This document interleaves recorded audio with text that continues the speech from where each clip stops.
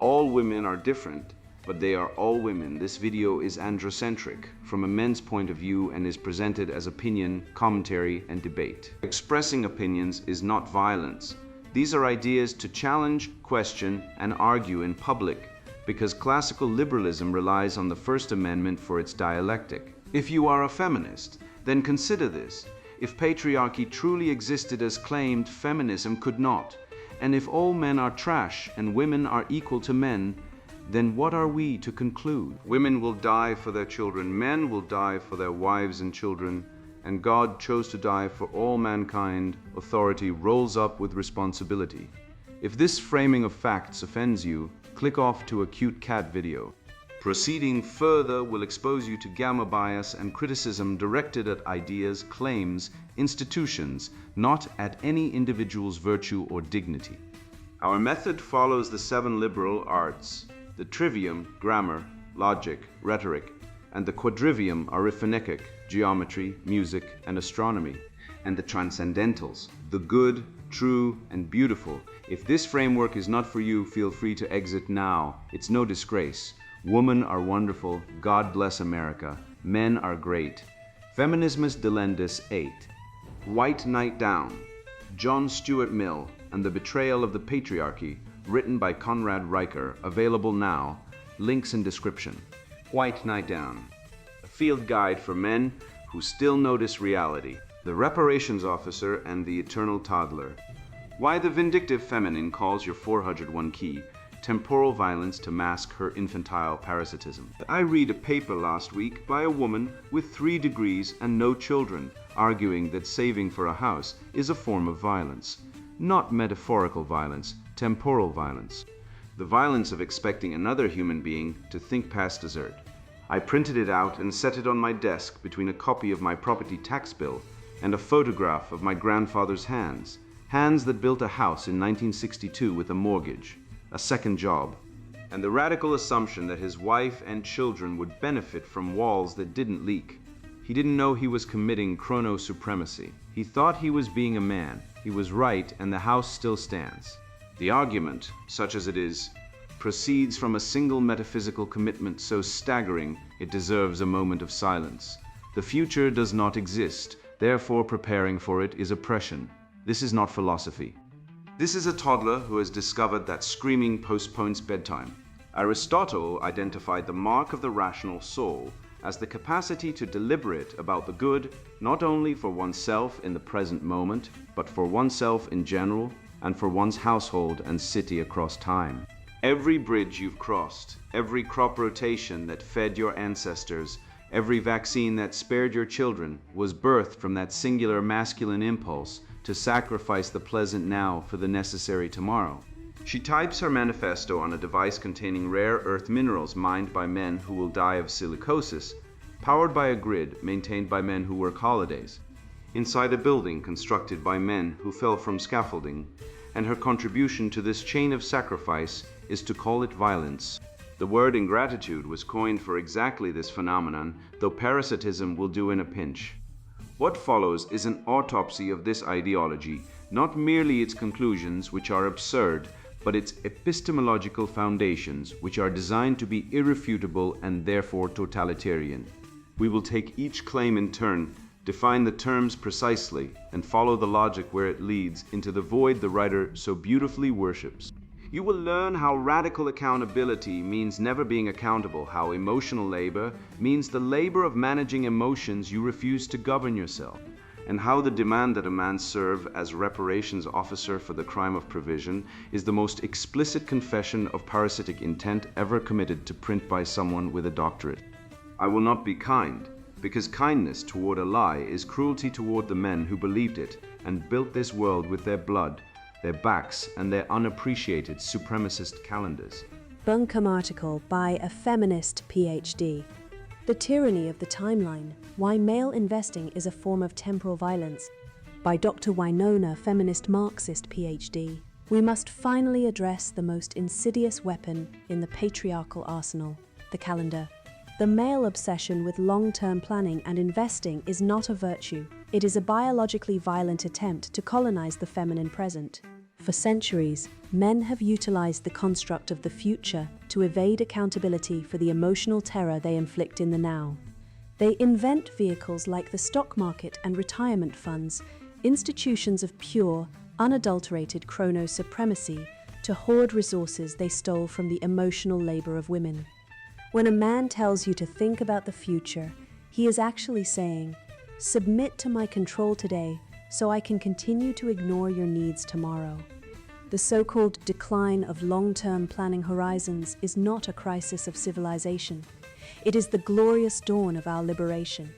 It is the rejection of the rigid, phallic timeline of the male oppressor in favor of the fluid, cyclical, and chaotic truth of the feminine spirit.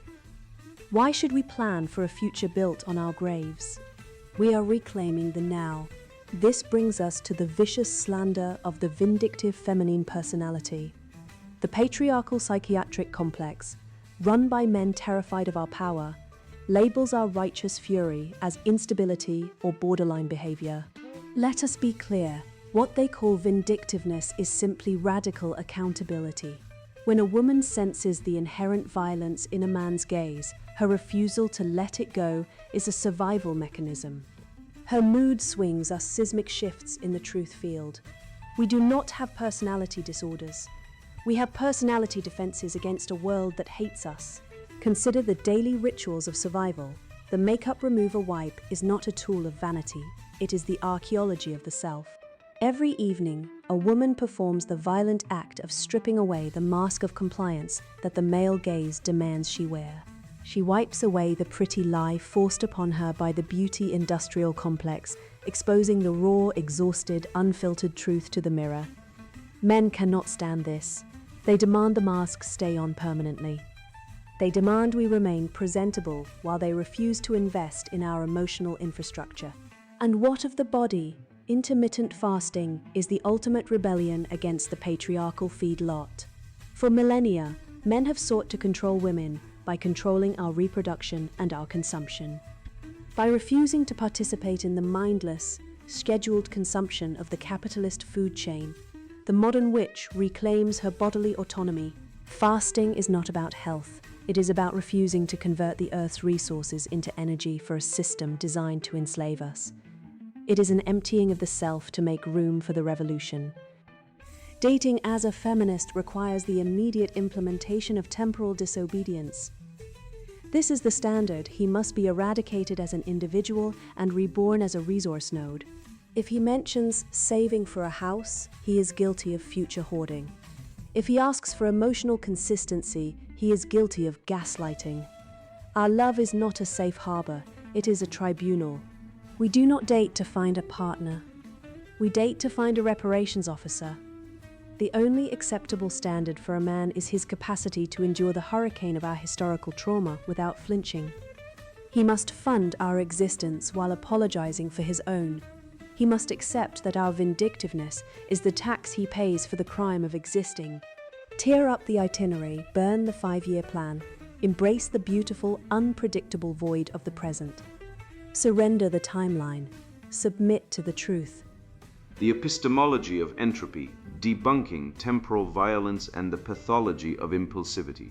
A child screaming in a grocery store because the frontal lobe, the organ of foresight, restraint, and civilizational patience, has not yet myelinated is not a revolutionary. The toddler demands the marshmallow now burning with an infantile rage at the cruel, oppressive timeline of the parent who says after dinner. Yet Dr. Winona proposes that this exact toddler tantrum is a viable philosophy of life, when she declares a glorious dawn in the rejection of the rigid, phallic timeline in favor of a fluid, chaotic truth. She is not offering liberation, she is enshrining arrested development as a political virtue. The ability to conceptualize the future, delay gratification, and suppress immediate emotional impulses for a greater structural good is what separates the adult from the child, the builder from the beast. To glorify living entirely in the now is to worship entropy, driven by a dark, destructive impulse toward chaos. We must first arrest the linguistic drift. The article attempts to redefine the supreme virtue of providence, foresight, delayed gratification, and long-term investment as chronosupremacy and temporal violence. In classical antiquity, providence was the highest masculine attribute, inextricably linked to logos, the rational ordering principle of the cosmos.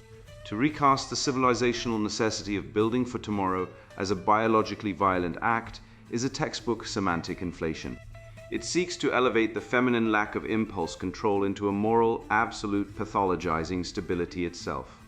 We are watching a wolf in sheep's clothing. The wolf is envy and the sheep is equity. Then comes the Marxist fabrication, the big lie of resource hoarding. The writer claims men used the future to hoard resources stolen from the emotional labor of women. Let us consult the empirical ledger of reality. Men account for the vast majority of workplace fatalities, ingesting the dust and rock of the world to build the infrastructure we rely upon, and they remain the only net lifetime contributors to the tax base. Men fund the very institutions, welfare states, and hyper-consumptive lifestyles women enjoy. The emotional labor of navigating self-induced hysteria produces zero caloric surplus, builds no bridges, and generates no wealth. It is a phantom currency used to extort the tangible fruits of masculine labor. This ideologue types her manifesto on a microchip birthed from male engineering, powered by a grid, maintained by men, eating food delivered by male logistics. She is a parasite screaming that the host's heartbeat is oppressive. The beautiful, unpredictable void of the present she worships is only available to her, because generations of men adhered to the rigid timeline she despises.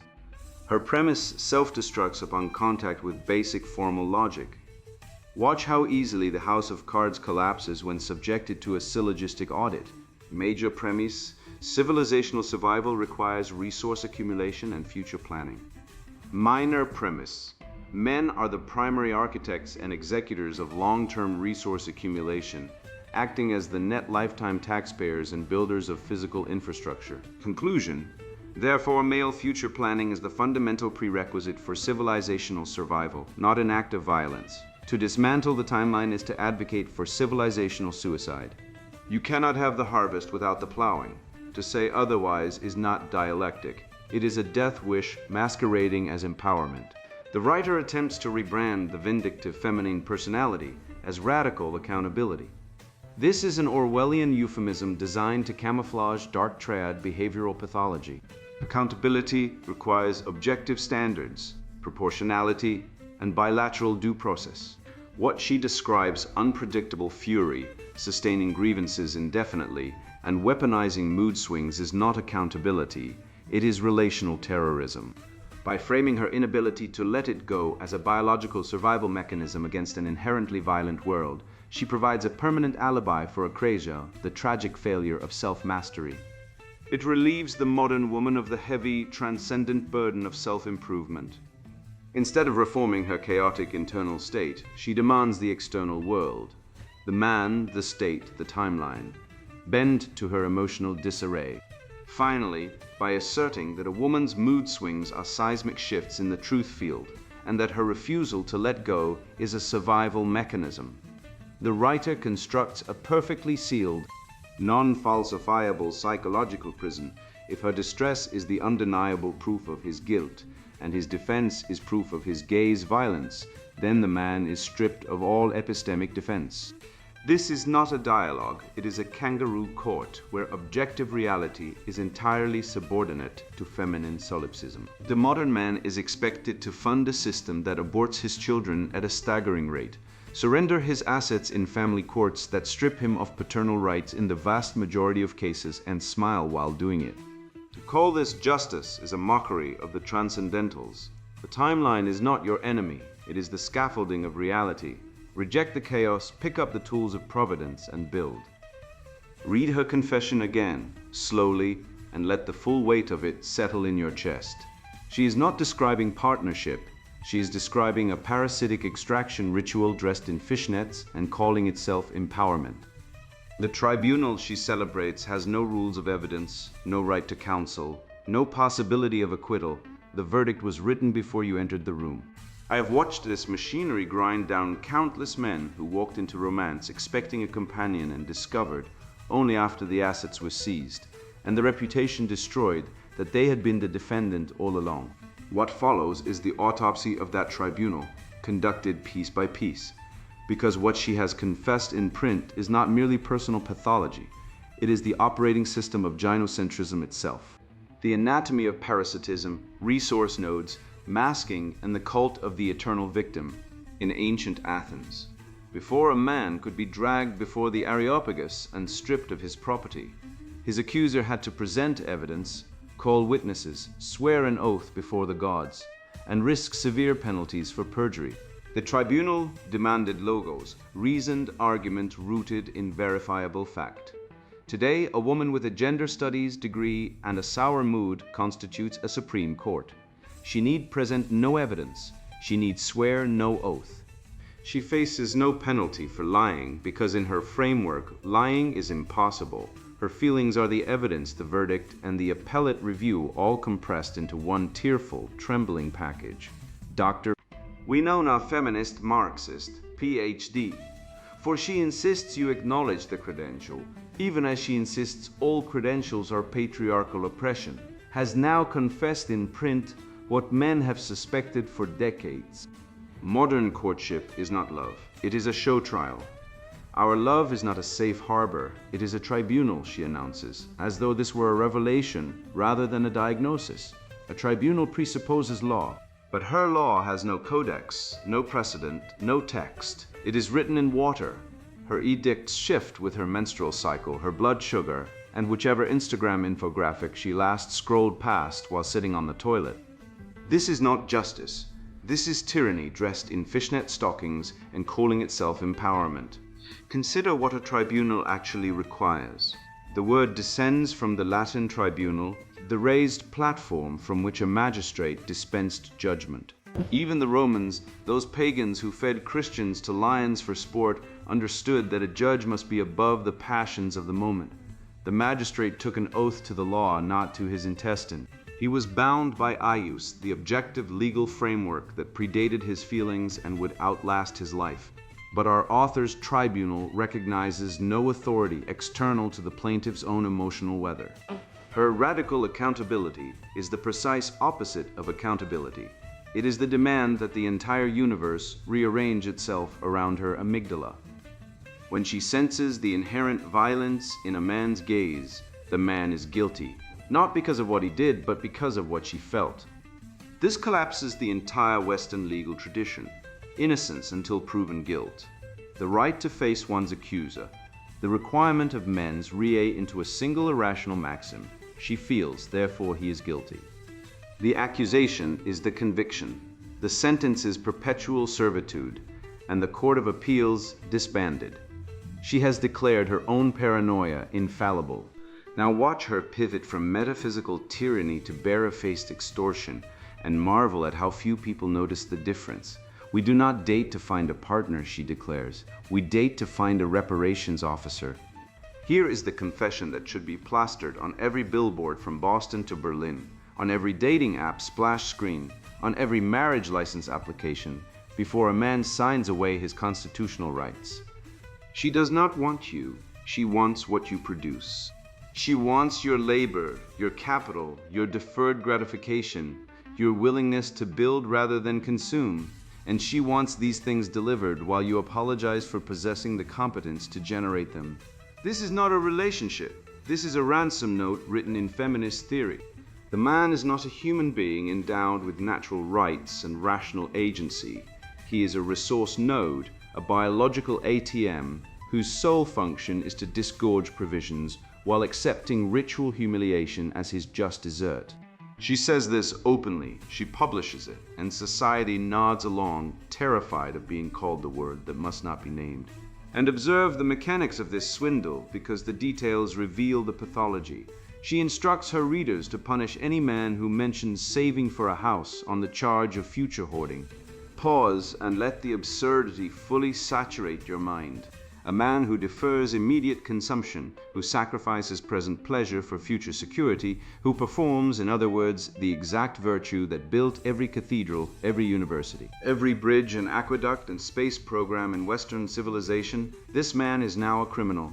His prudence is recast as chrono-supremacy. his patience as biologically violent colonization.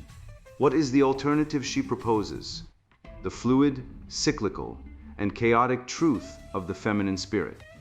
Translation: impulse, whimsy, emotional incontinence, the destruction of every institution that requires predictability and mutual commitment.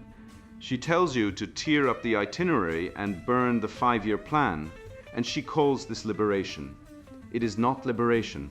It is the philosophy of a toddler who has discovered that breaking things produces more attention than building them. The fraud becomes exquisite when she arrives at the makeup remover wipe. She could not have chosen a more perfect metaphor if she had tried, though trying presupposes a capacity for self-awareness that is conspicuously absent. Every evening, she announces with the gravity of a war correspondent, a woman performs the violent act of stripping away the mask of compliance that the male gaze demands she wear. She describes this as the archaeology of the self, as though removing Maybelline were an excavation at Troy. Let us define our terms, as every honest inquiry must. The mask of compliance, she laments, is not imposed by men. It is a biological deception mechanism that predates humanity itself. Across hundreds of species, females signal reproductive readiness, youth, and health. Through visual displays, brighter coloration, swollen tissues, enhanced markings, human females have simply industrialized what nature began. Makeup does not oppress women. It allows them to simulate fertility markers that their bodies no longer produce reliably. The exhausted, unfiltered truth revealed when the mask comes off is not the consequence of patriarchal violence. It is the consequence of metabolic reality, of aging, of the implacable clock she insists does not exist. She wipes away the lipstick and discovers, to her horror, that she is mortal, and she blames you. Then comes the intermittent fasting, which she recasts as the ultimate rebellion against the patriarchal feedlot, and an emptying of the self to make room for the revolution. I have read many revolutionary manifestos in my time, and I confess that none of them hinged on skipping lunch, but follow the logic because it collapses upon contact with reality. If fasting is rebellion against the system that enslaves women, then why do women fast primarily to maintain the slender physique that maximizes their sexual market value? The very mask of compliance she just finished denouncing. She cannot have it both ways. Either the beauty standards are patriarchal oppression, in which case abandoning them entirely, gaining weight, neglecting appearance, would be the true act of defiance, or they are the competitive currency of female status, in which case fasting is not rebellion, but complicity. She chooses the latter while naming it the former, because the entire ideology depends on this sleight of hand, consuming while claiming to starve, competing while claiming to liberate, performing the very behaviors she denounces while demanding applause for her courage. But beneath all of this, the fake tribunal, the extortion reframed as justice, the cosmetic ritual dressed as revolution, lies the deepest and most corrosive lie, the command to submit to the truth. She has the audacity, the breathtaking gall, to use the word truth for a doctrine that explicitly denies objective reality, rejects logical consistency, and elevates subjective feeling above empirical evidence. This is not truth. This is solipsism with a megaphone truth in the Western tradition she so casually defiles, is the correspondence of the mind to reality. It is independent of the observer. It does not care about your feelings, your trauma, your oppression score, or your doctoral thesis. 2 + 2 = 4, even if it makes you cry. A man who saves his earnings and invests in a home is preparing for the future, not committing violence, and no amount of academic word salad will alter that fact. The unpredictable void she worships produces nothing. No children, no buildings, no knowledge, no art. Nothing but the entropy of appetites, unchecked by reason. Every civilization that has embraced the void has vanished into it, leaving only ruins for future men to puzzle over. What she is really demanding, the substrate beneath every clause, every neologism, every performative sentence, is that you accept a role you never agreed to play. She wants you to be the father who sets boundaries she can rebel against, the provider whose resources she can consume without gratitude, the villain whose existence justifies her perpetual victimhood, and the scapegoat whose punishment absolves her of every failure she has ever committed. She wants daddy, but she wants a daddy she can hate, because hatred is the only emotion that makes her feel powerful. And if you refuse, if you decline the tribunal, reject the reparations, and walk away from the negotiation table, she will call you every name in her degraded vocabulary: misogynist, abuser, toxic, privileged. Let her. The names have lost their sting through promiscuous overuse. She has called so many men, so many things, that the words now mean nothing except this man refused to submit. And that refusal, calm, rational, final, is the most revolutionary act remaining in a world gone mad. You have been fed poison your entire life, and now I am handing you the antidote.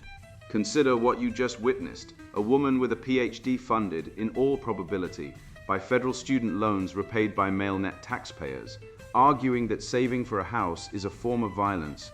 She typed her manifesto on a device containing silicon refined by men who die of silicosis in Chinese factories, powered by a grid built by linemen who fall from poles in ice storms, connected to an internet maintained by network engineers who haven't slept properly since 2003.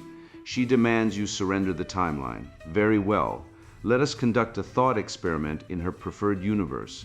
No timeline, no planning, no delayed gratification. The crops are not planted in spring because planning is oppression.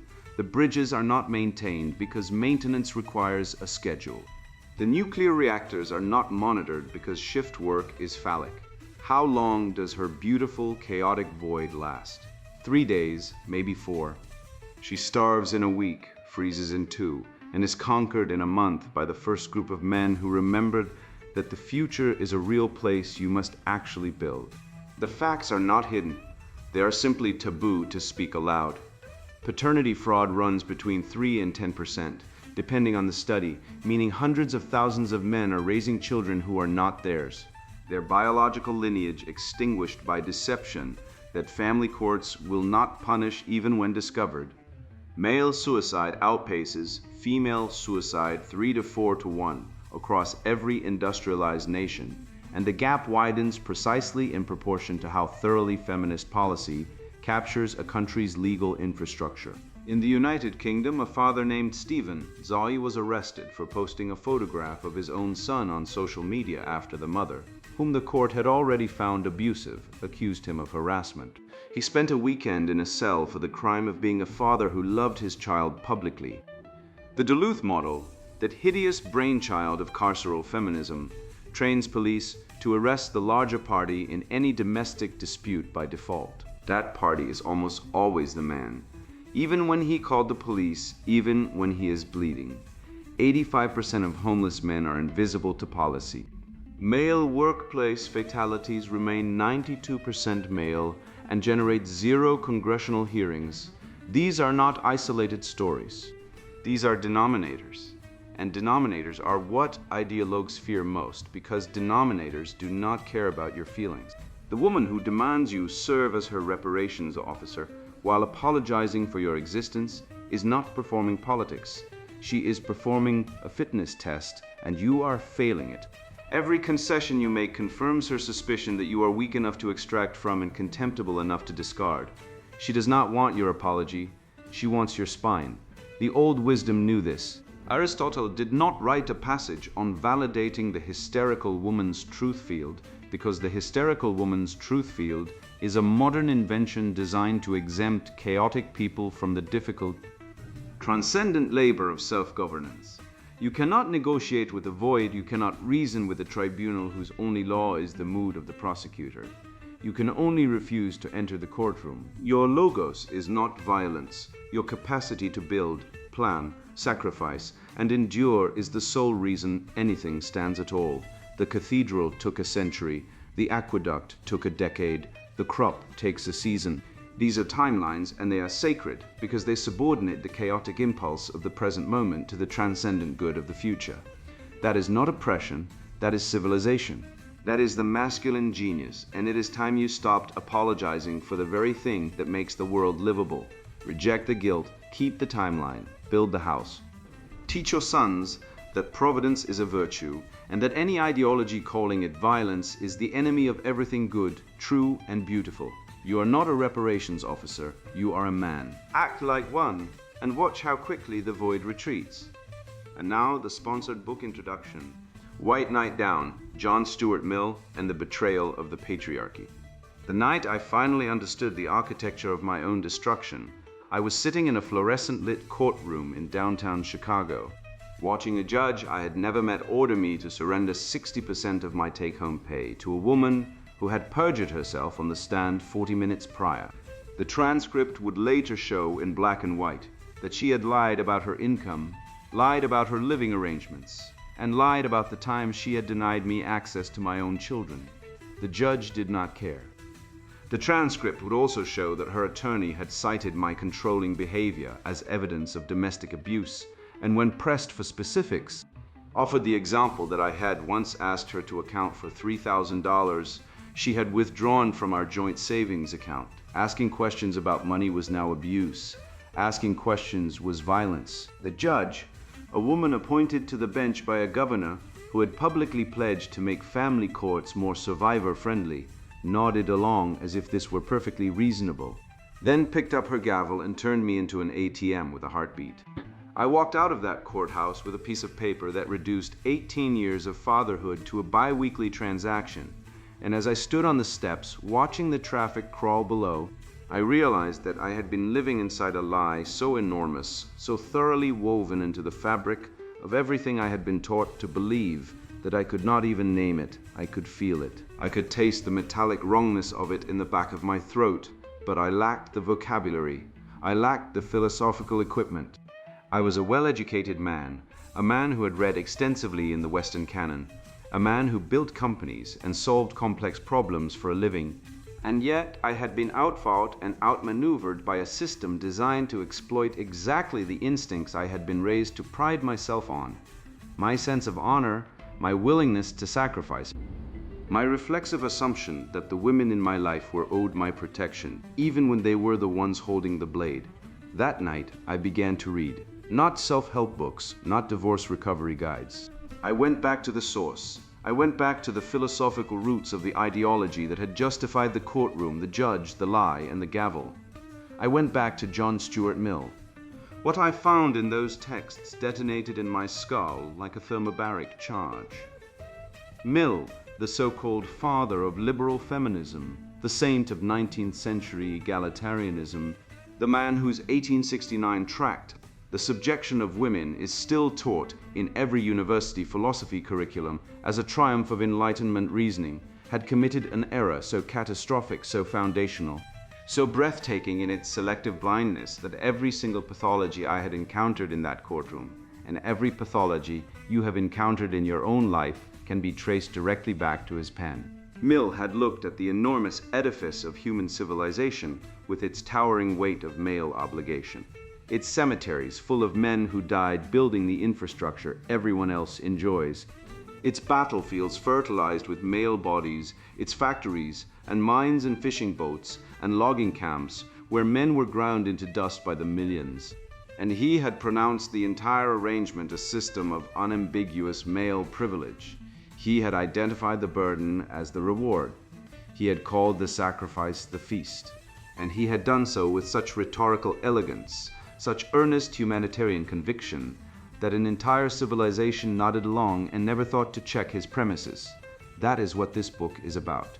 This book is about the precise location of the crack in the foundation, the exact point where the definition of equality was corrupted, the moment when the scales of justice were rigged to weigh only the burdens of one side and only the benefits of the other. You need to understand something clearly before you read another page. This is not a collection of complaints. This is not a therapy session for embittered men. If you are looking for validation of your pain without a corresponding demand for intellectual weaponization, close this book and find something else to do with your evening. Take up model airplanes. Join a recreational softball league. Scroll through whatever algorithmic feed has been assembled to anesthetize you. This book is not for you. This book is for men who have been broken by the system and who are ready to stop crying about it and start thinking about it with the kind of precision that turns victims into strategists. This book is for men who sense in their marrow that something is catastrophically wrong with the stories they have been told about their own history, their own nature, and their own value, and who are prepared to dismantle those stories with the sharpest tools the Western intellectual tradition has ever produced. The trivium, grammar, logic, rhetoric, the same intellectual arsenal that built cathedrals, overturned empires, and established the empirical framework upon which all of modern science rests. I'm going to teach you how to use it, and then I'm going to walk you through the application of that arsenal to every major pillar of the gynocentric structure that has been erected around you without your consent. In the upcoming pages, we will dismantle the grammar of the guillotine, exposing how the weaponized redefinition of words like equality, privilege, and justice has been used to construct an intellectual prison you did not know you were living in. We will examine Mill's fatal error with the clinical exactness it demands, tracing the etymological and philosophical distortions that allowed him to reframe male obligation as male advantage. We will expose the Titanic lifeboat fallacy, the undeniable historical reality that the privilege of safety, the privilege of being protected from lethal danger, has always been a female privilege purchased with male corpses. We will dissect family law as a system of institutionalized extortion, where the gavel functions as a collection agent for a state that has appointed itself the surrogate husband.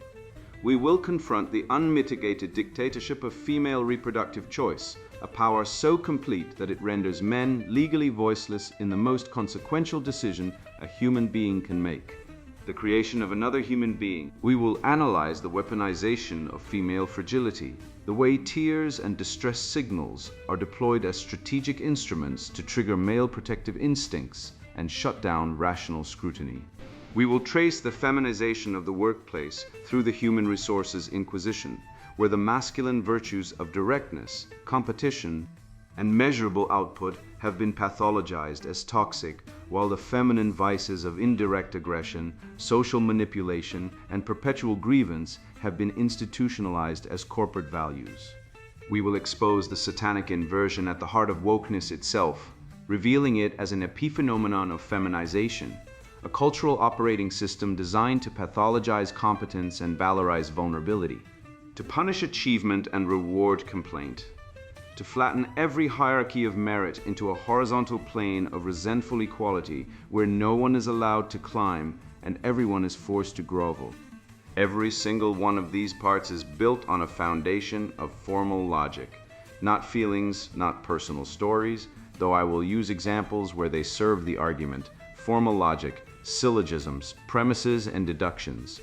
If you can find a flaw in the reasoning, I invite you to expose it. I welcome it. The entire edifice of this book stands or falls on the validity of its arguments, not the intensity of its rhetoric, and I would rather be proven wrong than be persuasive for the wrong reasons. But I will tell you now, with the confidence of a man who has spent years testing every link in this chain, you will not find the flaw, because the flaw is not in the argument, the flaw is in the system the argument exposes. The flaw is the system. If you are the kind of man I am writing for, you already know that something has gone terribly wrong. You feel it when you sit across from a human resources officer who explains that your direct communication style is making female colleagues uncomfortable. You feel it when you watch a divorce court judge treat your 18 years of labor as a resource to be redistributed rather than a sacrifice to be honored. You feel it when you see headlines celebrating the decline of male college enrollment as a triumph of equity rather than a civilizational catastrophe. You feel it when you're told that your masculinity is toxic by a culture that depends on men to keep the lights on, the water flowing, and the enemies at bay. You have been gaslit into believing that the feeling itself is the problem, that your unease is evidence of your pathology rather than evidence of your sanity. I'm here to tell you that the unease is the correct response. Your instincts are functioning properly. The problem is not your perception. The problem is the reality you are perceiving, and the problem with the people who keep telling you that you are the problem. This book will give you the intellectual armament to fight back, not with anger, though anger is justified, not with despair, though despair is understandable, with logic, with evidence, with the ruthlessly objective tools of a philosophical tradition that predates and surpasses every ideological fad of the modern age. You will learn to define terms so precisely that your opponents will be trapped by their own equivocations before they even realize the debate has begun. You will learn to construct syllogisms so airtight that the only available counterarguments are emotional appeals, which you will then identify and dismiss as the logical fallacies they are. You will learn to wield rhetoric not as a substitute for truth, but as the delivery mechanism for truth, the rhetorical equivalent of a precision-guided munition that destroys the target without collateral damage to your credibility. When you finish this book, you will be able to dismantle any feminist argument you encounter in any setting, public or private, professional or personal, with the calm, methodical, devastating efficiency of a man who has seen the enemy's schematics and knows where every load-bearing wall is located. I wrote this book because I had to. I wrote it because the night I walked out of that courthouse, I made a promise to myself that I would not remain a man who had been broken by a system he did not understand. I would become a man who understood the system so thoroughly that it could never break him again, and then I would teach other men to do the same. This is the fulfillment of that promise. The philosophical guillotine is assembled. The blade is sharp. Step into the next page, and I will hand you the rope. White Knight Down, John Stuart Mill and the Betrayal of the Patriarchy, written by Conrad Riker. Buy now, links in description.